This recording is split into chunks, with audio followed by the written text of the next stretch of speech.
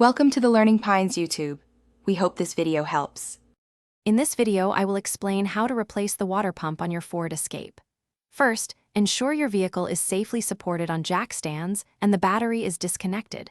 You will need to drain the engine coolant into a pan, expect around 10 to 11 quarts. Next, remove the air intake system and any hoses that block access to the water pump.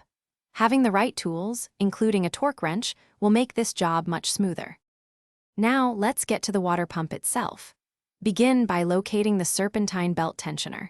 Use a 15mm socket and a breaker bar to rotate the tensioner clockwise, relieving the belt's tension. Carefully slide the drive belt off the pulleys.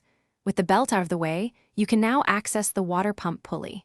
Use a 10mm socket to remove the 3 bolts holding the pulley, then take the pulley off.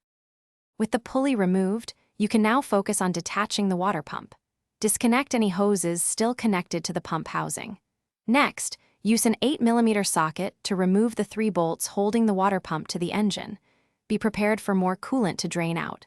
Carefully pry the old pump free, then meticulously clean the mounting surface on the engine block. A clean surface is crucial for preventing future leaks with your new pump. It's time to install your new water pump. Place the new gasket and pump onto the engine, ensuring correct alignment. Tighten the water pump bolts to 89 inch-pounds and the pulley bolts to 177 inch-pounds.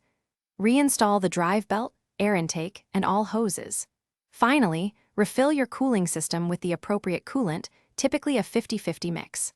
Run the engine with the heat on high to bleed any air from the system, topping off the coolant as needed. Thanks for watching. Consider subscribing if we helped you.